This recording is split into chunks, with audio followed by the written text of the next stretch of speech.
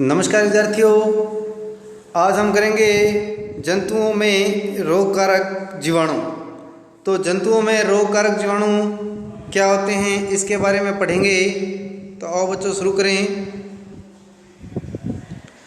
अनेक सूक्ष्म जीव केवल मनुष्य व पौधों में ही रोग के कारक नहीं हैं, वरन वे दूसरे जंतुओं में भी रोग उत्पन्न कर सकते हैं। तो रॉबर्ट कोच ने सन 1876 में बेसिलस एंथ्रेक्स नामक जीवाणु की खोज की, जो एंथ्रेक्स रोग का कारक है।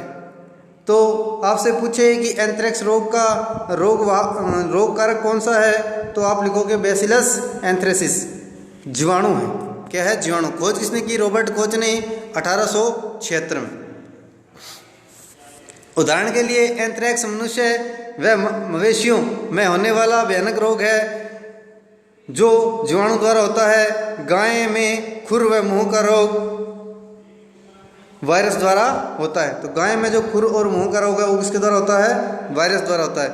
पौधों में उत्पन्न रोगों वाले सूक्ष्मजीव, जो पौधे हैं उसमें रोग उत्पन्न करने वाले सूक्ष्मजीव कौन कौन से हैं? अनेक सूक्ष्मजीव गेहूं, चावल, आलू, गन्ना, संतरा, सेब इत्यादि पौधों में रोग के कारक हैं। रोग के कारण फसल की उपज में कमी आ जाती है। तालिका 2.2 में कुछ पादप रोग दर्शाए गए हैं। कुछ रसायनों का प्रयोग करके इन सूक्ष्मजीवों पर नियंत्रण पाया जा सकता है।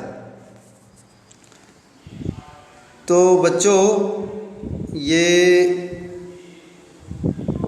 सारणी है सूक्ष्मजीवों द्वारा पौधों में उत्पन्न होने वाले कुछ सामान्य रोग। जैसे नींबू कैंकर किसके द्वारा होता है? जीवाणु द्वारा होता है नींबू कैंकर, और इसका वाहक है वायु।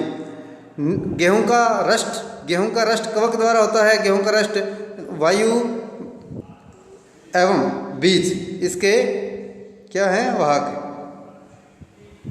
भिंडी की पीत वायरस है, किसके द्वारा? वायरस द्वारा। और किसके द्वारा फैलता है? ये कीट के द्वारा। खाद्य का विषाक्तन, जिसे हम कहते हैं फूड पॉइजनिंग, अर्थात जो खाद्य पदार्थ है वो विष कैसे बन जाता है, इसके बारे में चर्चा करते हैं। तो बुझो कि एक मित्र ने उसे एक पार्टी पर आमंत्रित किया। वहाँ उसने अनेक प्रकार के व्यंजन खाए। घर आने पर उसने वमन अर्थात उल्टी होने लगी। उसे अस्पताल ले जाया गया। डॉक्टर ने बताया कि यह खाद्य विषाक्तन या फूड पॉइजनिंग के कारण होने वाली स्थिति है। पहली को आश्चर्य होता है कि भोजन विष कैसे बन सकता है। सूक्ष्म जीवों द्वारा संदूषित भोजन करने से खाद्य विषाक्तन हो जाता है। हमारे भोजन में उत्पन्न होने वाले सूक्ष्मजीव कभी कभी विषैले पदार्थ उत्पन्न करते हैं। यह भोजन को विषाक्त अर्थात पॉइजन, जहर बना देते हैं, जिसके सेवन से व्यक्ति भयंकर रूप से रोगी हो सकता है और कभी कभी उसकी मृत्यु भी हो सकती है। अतः यह आवश्यक है कि हम भोजन को संदूषित होने से बचाएं। खाद्य परीक्षण क्या होता है? खाद्य परीक्षण क्या होता है? अध्याय 1 में हमने खाद्य बीजों के परीक्षण एवं भंडारण के उपाय के विषय में पढ़ा। हम पके हुए भोजन को घर पर परीक्षण अर्थात बचाव किस प्रकार कर सकते हैं। आप जानते हैं कि खुले हुए नम स्थान पर रखी ब्रेड पर कवक आक्रमण कर देते हैं। सूक्ष्मजीव हमारे भोजन को सदूषित कर देते हैं। सदूषित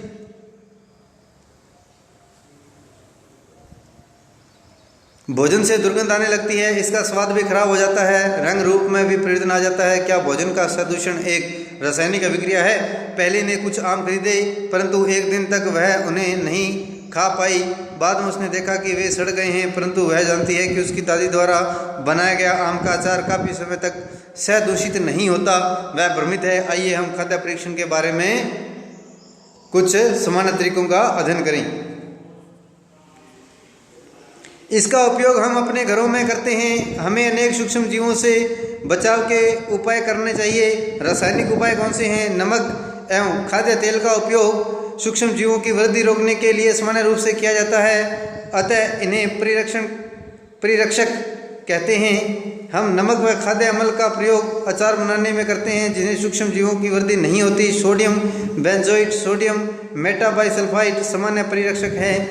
जैम व स्क्वैश बनाने में इन रसायनों का उपयोग होता है। उन्हें सदूषित होने से बचाता है। नमक द्वारा परिरक्षण कि नमक द्वारा कैसे रक्षा की जाती है। सामान्य नमक का उपयोग मांस मछली के परिरक्षण के लिए काफ़ी समय या काफ़ी लंबे अरसे से किया जा रहा है। जीवाणु की वृद्धि रोकने के लिए मांस एवं मछली को सूखे नमक से ढक देते हैं। नमक का उपयोग आम, आंवला व इमली के परीक्षण में किया जाता है। चीनी द्वारा परीक्षण किया जाता है। जैम, जेली, स्क्वैश का परीक्षण चीनी द्वारा किया जाता है। चीनी के प्रयोग से खाद्य पदार्थों की नमी में कमी आ जाती है, जो सदूषण करने वाले जीवाणु की वृद्धि को नियंत्रित करती है। तेल व सिरके द्वारा परीक्षण तेल एवं सिरके का उपयोग अचार को सदूषण से बचाने के लिए किया जाता है, क्योंकि इसमें जीवाणु जीवित नहीं रह पाते। सब्जियां, फल, मछली, मांस का परीक्षण इस विधि द्वारा किया जाता है। गर्म व ठंडा करना। अपनी माँ को दूध उबाल कर रखते हुए देखा होगा। उबालने से इनके सूक्ष्मजीव नष्ट हो जाते हैं। इसी प्रकार हम अपना भोजन रेफ्रिजरेटर में अर्थात फ्रिज में रखते हैं, क्योंकि कम ताप पर सूक्ष्मजीवों की वृद्धि को रोका जाता है। थैलियों में आने वाला दूध संदूषित क्यों नहीं होता। मेरी माँ ने बताया कि यह दूध पाश्चरीकृत है। पाश्चरीकृत क्या है? पाश्चरीकरण दूध को बिना उबाले इस्तेमाल किया जा सकता है, क्योंकि यह सूक्ष्म जीवों से मुक्त है। इसके लिए दूध को 70 डिग्री सेल्सियस पर 15 से 30 सेकंड के लिए गर्म किया जाता है। कितने डिग्री? 70 डिग्री सेल्सियस पर।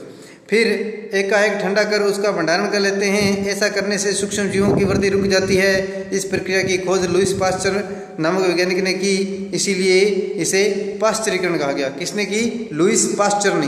पाश्चर से इसी कारण से इस विधि को क्या कहा गया? पाश्चरीकरण कहा गया। भंडारण में पैकिंग। आजकल मेवे, सब्जियां सभी वायुरोधी सील कर दिए गए पैकेटों में बेचे जाते हैं। इन्हें सूक्ष्म जीवों से सुरक्षा मिलती। नाइट्रोजन स्थिरीकरण। आपने कक्षा 6 और कक्षा 7 में राइजोबियम जीवाणु के बारे में पढ़ा है, जो लेग्यूम पौधों यानी कि दलहन में नाइट्रोजन स्थिरीकरण में सहायक होते हैं। स्मरण कीजिए कि राइजोबियम लेग्यूम पौधों की ग्रंथियों में रहते हैं। स्मरण कीजिए राइजोबियम जो है वो लेग्यूम पौधों के ग्रंथियों में रहते हैं, जैसे सेम, मटर, जो एक सहजीविता है। कभी कभी तड़ित विद्युत द्वारा भी नाइट्रोजन का स्थिरीकरण होता है, परंतु आप जानते हैं कि नाइट्रोजन की मात्रा वायुमंडल में स्थिर रहती है। आपको आश्चर्य होगा कि यह कैसे संभव है। आइए इसके बारे में अगले भाग में समझते हैं। लेकिन पौधों की जड़ की जो ग्रंथियां हैं वो दिखाई गई है, देखिए, तो इसके बारे में पढ़ते हैं। नाइट्रोजन चक्कर। हमारे वायुमंडल में 78% नाइट्रोजन गैस है। नाइट्रोजन सभी सजीवों का आवश्यक संघटक है, जो प्रोटीन, पर्णहरित क्या होते हैं? क्लोरोफिल, न्यूक्लिक एसिड, विटामिन में उपस्थित होते हैं।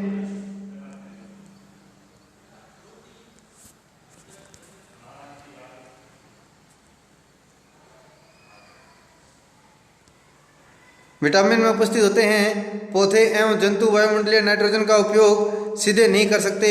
मिट्टी में उपस्थित जीवाणु व नीले हरे शैवाल वायुमंडलीय नाइट्रोजन का स्थिरीकरण करके नाइट्रोजन यौगिकों में परिवर्तित कर देते हैं। जब नाइट्रोजन इस प्रकार के उपयोगी यौगिक में परिवर्तित हो जाती है, तो पौधे इसका उपयोग मिट्टी में से जड़ तंत्र द्वारा करते हैं। इसके पश्चात अवशोषित नाइट्रोजन का उपयोग प्रोटीन एवं अन्य यौगिकों के संश्लेषण में करते हैं। पौधों पर निर्भर करने वाले जंतु उसमें प्रोटीन व अन्य नाइट्रोजन यौगिक प्राप्त करते हैं।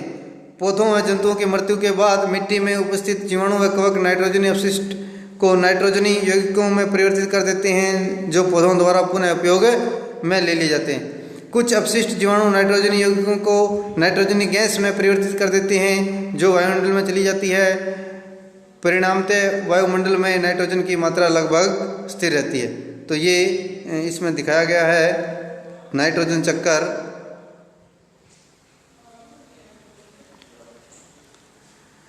तो यहाँ दिखाया गया है वायुमंडलीय नाइट्रोजन। दूसरी तरफ दिखाया गया है कि जो नाइट्रोजन है वो तड़ित द्वारा, जब बिजली गरजती है तो उसको तड़ित बोला जाता है, तो तड़ित द्वारा नाइट्रोजन का स्थिरीकरण हो जाता है। एक तो इसके द्वारा होता है, दूसरा किसके द्वारा होता है? वायुमंडलीय नाइट्रोजन का जीवाणुओं द्वारा व नीले हरे शैवाल द्वारा स्त्रीकरण होता है। दो प्रकार से स्त्रीकरण होता है, एक तो तड़ित अर्थात बिजली गरजने से, और दूसरा जीवाणु व नीले हरे शैवाल से।